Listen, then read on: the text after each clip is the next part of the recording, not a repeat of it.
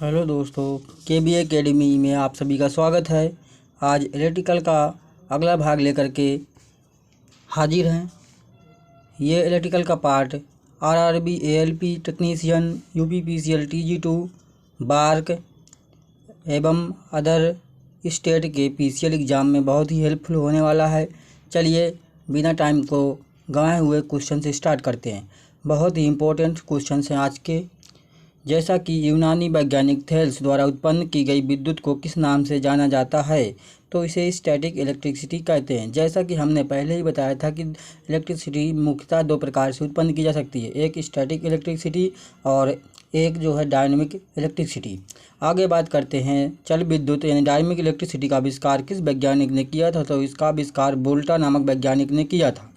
आगे बात करेंगे वैज्ञानिक फैराडे द्वारा चल विद्युत का उत्पादन किस प्रकार किया जाता है, तो वैज्ञानिक फैराडे द्वारा जो है चुंबकीय बल रेखाओं को किसी चालक द्वारा छेदन करके जो है विद्युत का उत्पादन किया जाता है और जनरेटर वगैरह इसी प्रिंसिपल पर आधारित है। फैराडे ने जो है विद्युत चुंबकीय प्रेरण के दो नियम दिए हैं। और इसी के साथ आगे बात करते हैं विद्युत कार किसे कहते हैं, तो विद्युत चालित उपकरणों का निर्माण करना, अनुरक्षण करना यानी मेंटेनेंस एवं मरम्मत करना, रिपेयर कार्य करने वाला कारीगर विद्युत कार कहलाता है। विद्युत कार का इंग्लिश में बोलते हैं इलेक्ट्रीशियन। आगे बात करेंगे विद्युत कार व्यवसाय में अन्य शाखाएं कौन कौन सी हैं, motor winder, pump set mechanic, coolers, fan mechanic, घरेलू अथवा औद्योगिक वायरिंग मैकेनिक इत्यादि। ऊर्जा संरक्षण का नियम क्या है, तो ऊर्जा को ना तो उत्पन्न किया जा सकता है ना ही नष्ट किया जा सकता है। ऊर्जा को एक रूप से दूसरे रूप में परिवर्तित किया जा सकता है, जैसे मैकेनिकल ऊर्जा को विद्युत ऊर्जा में बदलना और वहीं पर केमिकल ऊर्जा को भी विद्युत ऊर्जा में बदलना और विद्युत ऊर्जा को मोटर द्वारा यांत्रिक ऊर्जा में परिवर्तित करना। ये सब क्या है, ऊर्जा के जो है रूपांतरण के भाग हैं। और वैसे ही ये बात करते हैं जैसे गतिज ऊर्जा को स्थितिज ऊर्जा में परिवर्तित करना और स्थितिज ऊर्जा को गतिज ऊर्जा में परिवर्तित करना। आगे बात करते हैं लेकिन ऊर्जा को नष्ट नहीं किया जा सकता है। विद्युत उत्पन्न संबंधी कार्यों में किन की सुरक्षा आवश्यक होती है, तो मशीन एवं कारीगर दोनों की सुरक्षा आवश्यक होती है। दुर्घटना होने के कारण मुख्य कारण कौन कौन से हो सकते हैं, तो सुरक्षा नियमों का पालन नहीं करना, ये जो है सबसे पहला जो है विद्युत से संबंधित दुर्घटना का कारण हो सकता है। सही औजार का प्रयोग न करना, लापरवाही से कार्य करना और असुरक्षित परिस्थितियों में कार्य करना आदि जो है मुख्य कारण हो सकते हैं। और आगे बात करेंगे सुरक्षा संकेत कितने प्रकार के होते हैं, तो ये 4 प्रकार के होते हैं। एक होता है निषेधात्मक, सकारात्मक, सचेतक और सूचनात्मक। आगे बात करेंगे निषेधात्मक सुरक्षा संकेत हमें क्या बताते हैं, तो निषेधात्मक सुरक्षा संकेत कुछ क्रियाकलापों को कार्यशाला में न करने की चेतावनी देते हैं, जैसे धूम्रपान न करना, आग को जल से न बुझाना इत्यादि। सकारात्मक सुरक्षा संकेत हमें क्या बताते हैं, तो इन संकेतों द्वारा कार्यशाला में अपनाए जाने वाले सुरक्षा साधनों के प्रति आग्रह किया जाता है, जैसे दस्ताने, चश्मा, मास्क, सुरक्षा पेटी इत्यादि पहनकर आग्रह करना या कार्य करना। सचेतक सुरक्षा क्या दर्शाते हैं, तो सचेतक जो सुरक्षा होते हैं वो हमें जो दर्शाते हैं कि जो है कार्यशाला में कारीगरों एवं आगंतुकों को खतरे के प्रति सचेत किया जाता है, यानी सचेत रहना चाहिए, जैसे विद्युत का झटका लगना, आग का विस्फोटक इत्यादि से खतरों से सचेत रहना चाहिए। सूचनात्मक सुरक्षा संकेत क्या बताते हैं, तो इन संकेतों द्वारा कार्यशाला कारीगरों एवं आगंतुकों को अनेक प्रकार की सूचनाएं उपलब्ध कराई जाती हैं, जैसे प्राथमिक चिकित्सा स्थल, महिला प्रसाधन इत्यादि। निषेधात्मक सुरक्षा संकेतों का प्रदर्शन किन रंगों द्वारा एवं आकारों द्वारा किया जाता है, तो इसका जो आकार होता है वो होता है ये संकेत वृत्ताकार लाल बॉर्डर युक्त एक एवं लाल रंग की पट्टी युक्त होते हैं। इसमें मध्य का धरातल श्वेत रंग का होता है तथा उस पर काले रंग की एक संकेत बनाया जाता है। आगे बात करते हैं सकारात्मक सुरक्षा संकेतों का प्रदर्शन एवं रंगों एवं आकार द्वारा किया जाता है, तो ये संकेत नीले रंग के वृत्ताकार धरातल यानी पृष्ठ पर श्वेत रंग से बनाए जाते हैं। सचेतक सुरक्षा संकेत किन रंगों एवं आकार के बनाए जाते हैं, तो सचेतक वाले जो होते हैं संकेत त्रिभुजाकार पीले रंग के धरातल यानी पृष्ठ पर काले रंग के बॉर्डर युक्त एवं काले रंग से बनाए जाते हैं। आगे बात करते हैं सूचनात्मक संकेत। सुरक्षा संकेत किन रंग और आकार के बनाए जाते हैं? तो सूचनात्मक जो वाले होते हैं वो वर्गाकार पृष्ठ पर सफ़ेद रंग से बनाए जाते हैं। आगे बात करेंगे विद्युत झटका लगने के संकेत किस कारण का सुरक्षा संकेत होता है? तो ये सचेतक सुरक्षा संकेत होता है। मेन स्विच को किस स्थिति में ऑन करना चाहिए? मेन स्विच को ऑन करने से पहले यह सुनिश्चित कर लेना चाहिए कि स्विच से संबंधित लाइन पर कोई व्यक्ति कार्य ना कर रहा हो, ना ही उसको कोई पकड़े हुए हो। आगे बात करते हैं चालू व विद्युत लाइन पर कार्य करते समय क्या सावधानी रखनी चाहिए? इंसुलेटेड औजारों तथा हाथों में रबड़ के दस्तानों का प्रयोग करना आवश्यक होता है।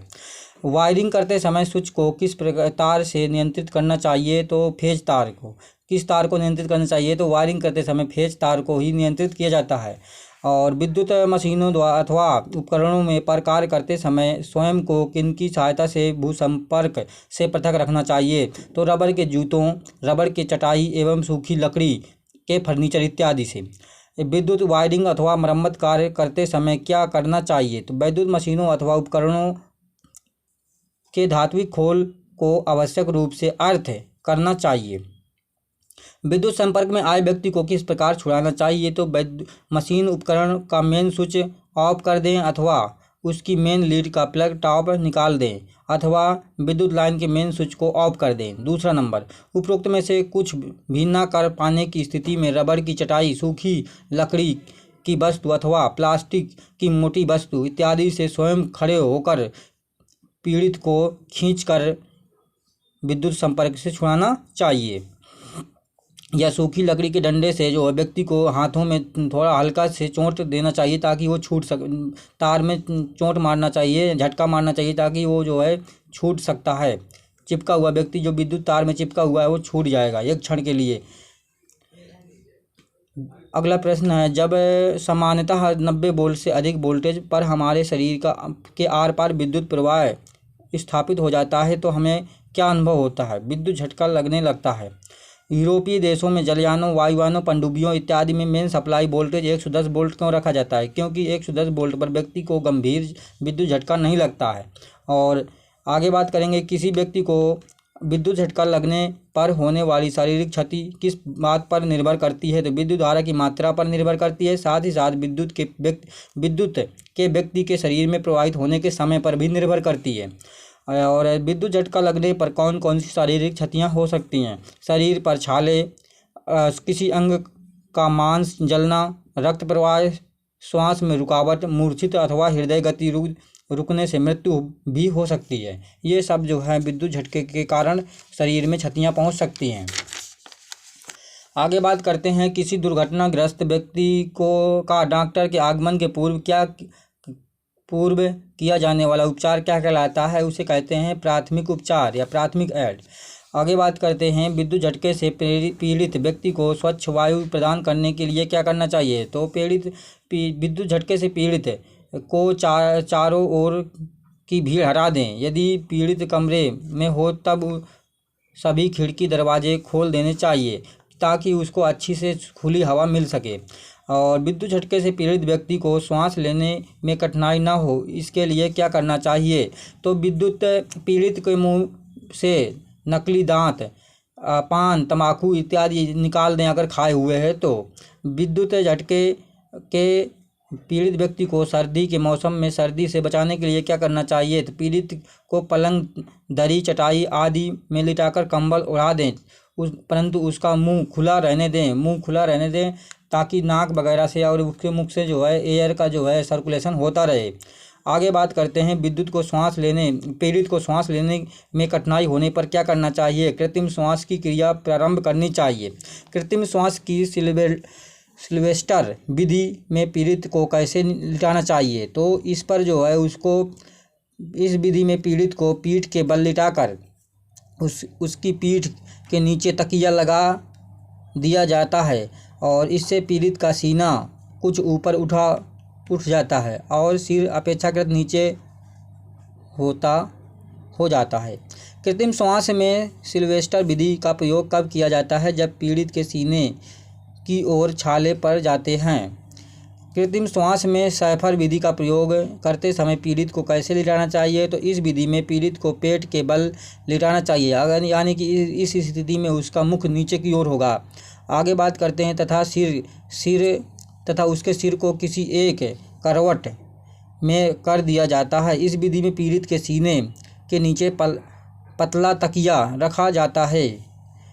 कृत्रिम श्वास की सैफर विधि का प्रयोग कब किया जाता है? जब पीड़ित के पीठ पर छाले पड़ गए हो या पीठ तरफ से क्या है उसको विद्युत झटका का से चोट खाया हुआ हो। और वहीं पर के बात करते हैं तो सिल्वेस्टर विधि में बताया गया था कि जब उसके छाती या सीने की तरफ से यानी कि फेस की तरफ से, उसके मुख की तरफ से कहीं किसी भाग में, खासकर पेट में, छाती के आसपास जो है विद्युत का झटका लगा हो या छाले पड़ चुके हों तो उसको फिर उल्टा करके लिटाना चाहिए, सीधा करके लिटाना चाहिए ताकि पीठ नीचे की तरफ रहे। आगे बात करते हैं कृत्रिम श्वास में सैफर विधि का प्रयोग कब किया जाता है? ये तो हो चुका है। मुंह से मुंह में, ये बहुत इंपॉर्टेंट है, मुंह से मुंह में हवा भरने वाली कृत्रिम श्वास विधि को कितनी बार दोहराना चाहिए? तो 10 से 12 बार प्रति मिनट की दर से दोहराना चाहिए। इंपॉर्टेंट है प्रश्न मित्रों, इसको याद कर लें। मुंह से मुंह में हवा भरने वाली कृत्रिम श्वास विधि सबसे अधिक प्रचलित क्यों हुआ है? यह विधि तुरंत प्रारंभ की जा सकती है एवं यह एक प्रभावशाली विधि है और इससे लंबे समय तक जारी रखने पर की आवश्यकता भी नहीं होती है। और आगे बात करते हैं, प्रत्येक कार्यशाला में अग्निशामक यंत्र क्यों होने आवश्यक हैं? कार्यशाला में विद्युत के शॉर्ट सर्किट अथवा अन्य किसी कारण से लगने वाली आग को बुझाने के लिए अग्निशामक यंत्र आवश्यक होते हैं। चाहे वो कोई भी कार्यशाला हो, चाहे वो पेट्रोल पंप हो, चाहे वो विद्युत का कोई कंपनी हो या कोई छोटा से छोटा भी कार्यशाला क्यों ना हो, वहाँ पर जो है आग बुझाने वाले यंत्र जरूर होने चाहिए। आगे बात करेंगे, अग्निशामक यंत्रों के अंतर्गत आने वाले यंत्रों के नाम बताइए। तो अग्निशामक यंत्र के अंदर रेत की भरी बाल्टियाँ, पानी से भरी टंकी बाल्टियाँ इत्यादि। और आग कितने प्रकार की होती है? तो class A, class B, class C एवं क्लास डी प्रकार की आग होती है। क्लास ए यानी श्रेणी ए आग बुझाने में कौन कौन से तथा उसको बुझाने कौन कौन से हैं, स्रोत कौन कौन से हैं, यानी क्लास ए में जो है आग के कौन कौन से स्रोत आते हैं और उनको बुझाने के लिए किस प्रकार का प्रयोग करते हैं। तो ये लकड़ी, कागज़, कपड़ा, जूट इत्यादि से आग लगती है तो क्लास ए का होगा। तथा बुझाने के लिए शीतल जल की बौछारों यानी पानी का जल का प्रयोग करेंगे, कहने का मतलब यह हुआ। क्लास बी आग लगने के स्रोत एवं बुझाने के प्रमुख जो प्रयुक्त यंत्र हैं बताइए। तो जो क्लास बी में जो आग आएगी मिट्टी के तेल, पेट्रोल, डीजल आदि से, और उसको बुझाने के लिए CO2 का अग्निशामक यंत्र का प्रयोग करना चाहिए। आगे बात करते हैं क्लास सी में, तो ये LPG से लगी गैस का मतलब होती है और इसको बुझाने के लिए शुष्क चूर्ण का प्रयोग करना चाहिए। क्लास डी में आग लगने के स्रोत जो हैं वो हो सकते हैं आपके बिजली के तारों में, उपकरणों एवं अन्य धात्विक पदार्थों के कारण से लगी हुई आग, और इससे बुझाने के लिए CO2, शुष्क चूर्ण, CTC, कार्बन टेट्राक्लोराइड और हैलोन इत्यादि का प्रयोग करना चाहिए। और अग्निशामक यंत्र आग को कैसे बुझाता है? तो ये अग्निशामक यंत्र आग को कैसे बुझाता है? तो ये अज्वलनशील पाउडर, द्रव अथवा गैस का छिड़काव करके जल रही वस्तु को ऑक्सीजन सप्लाई से अलग कर देता है। क्योंकि जो है हम जानते हैं कि जो आग लगती है यानी आग को जलने के लिए ऑक्सीजन की सप्लाई की आवश्यकता होती है। जब ऑक्सीजन सप्लाई कट जाएगी तो जो गैस जो आग लगी हुई है तो आग का जलना धीरे धीरे करके बंद हो जाएगा। तो सबसे पहले प्रयास करना चाहिए कि आग जो ऑक्सीजन की सप्लाई है उसी को कट करना चाहिए। और जल युक्त अग्निशामक यंत्र में जल की बौछार को नियंत्रित करने के लिए किसका प्रयोग किया जाता है? तो इसमें लीवर जल की बौछार को नियंत्रित करने का कार्य किया जाता है। झाग पैदा करने वाले अग्निशामक यंत्र में झाग पैदा करने वाले अग्निशामक यंत्र में झाग बनाने के लिए किनका प्रयोग किया जाता है? तो इस यंत्र में झाग उत्पन्न करने के लिए खनिज तेल, साबुन इत्यादि पदार्थ वायुदाब के साथ जल में मिश्रित किए जाते हैं। अगला प्रश्न है मित्रों, इसी में बात करते हैं कुछ प्रश्न और बचे हुए हैं, फिर अगले वीडियो में आगे के प्रश्न लाएंगे। बहुत ही इंपॉर्टेंट प्रश्न है मित्रों, ये जो है प्रश्न है आपके व्यावसायिक सुरक्षा एवं स्वास्थ्य को ध्यान में रखा जाता है। जो विद्युत क्षेत्र है, विद्युत के कार्य के समय, तो उसी के प्रश्न को आज हम लेकर के हाजिर हुए हैं। और ये हर एग्जाम में कम से कम 2 या 3 प्रश्न पूछे जाते हैं, तो आप लोग इस वीडियो के माध्यम से इनको समझें और अच्छे से याद कर लें। शुष्क पाउडर वाले अग्निशमक यंत्र में प्रयुक्त चूर्ण की प्रकृति कैसी होती है? इस चूर्ण की प्रकृति ज्वलनशील नहीं होती है। सभी प्रकार की आग बुझाने के लिए सामान्यतः किस अग्निशमक यंत्र का प्रयोग किया जाता है? तो कार्बन टेट्राक्लोराइड यानी CTC या CCl4 टाइप अग्निशमक यंत्र का प्रयोग किया जाता है। और मानक किसे कहते हैं? तो किसी पद या राशि की परिभाषा, किसी राशि का मात्रक, किसी मात्रक की जो है इकाई का मान, किसी उत्पाद का आकार, प्रकार एवं कार्य विवरण आदि को जो है का निर्धारण या निर्धारित रूप मानक कहलाता है। भारतीय एवं अंतर्राष्ट्रीय माप तौल पद्धति में लंबाई, द्रव्यमान और समय के मात्रक क्या हैं?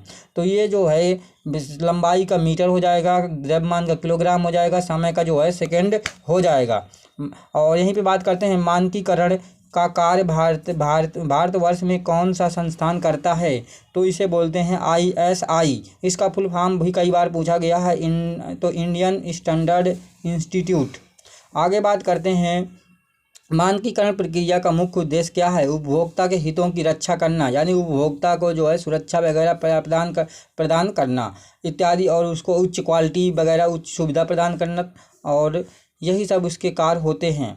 और आगे जो प्रश्न है मित्रों, तो ये अगली वीडियो में हम आपको लेकर के आएंगे।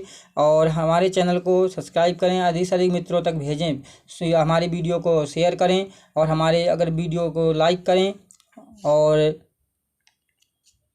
हमारे चैनल को सब्सक्राइब करें, ताकि और बेल आइकन को प्रेस कर लें, ताकि अगर हम वीडियो अपलोड करते हैं तो आप तक नोटिफिकेशन आसानी से पहुंच सके। क्योंकि RRB ALP टेक्नीशियन और की जो है वैकेंसी इस वर्ष के लास्ट तक आने वाली है, तो ऐसे ही क्वेश्चन हम करवाते रहेंगे। क्योंकि जो है जो CBT 2 होगा उसमें इलेक्ट्रीशियन पोर्शन जरूर पूछा जाता है, एक जो क्वालिफाइंग नेचर का होता है। और बहुत बच्चे जो है क्वालिफाई ही नहीं कर पाते, क्योंकि वो पहले से जो है उस मतलब इलेक्ट्रिकल टॉपिक को पढ़ते अच्छे से नहीं पढ़ते हैं। और साथ ही साथ जैसा कि UPPCL TG2 का एग्ज़ाम भी किसी भी समय हो सकता है, अचानक से नोटिफिकेशन आ जाएगा।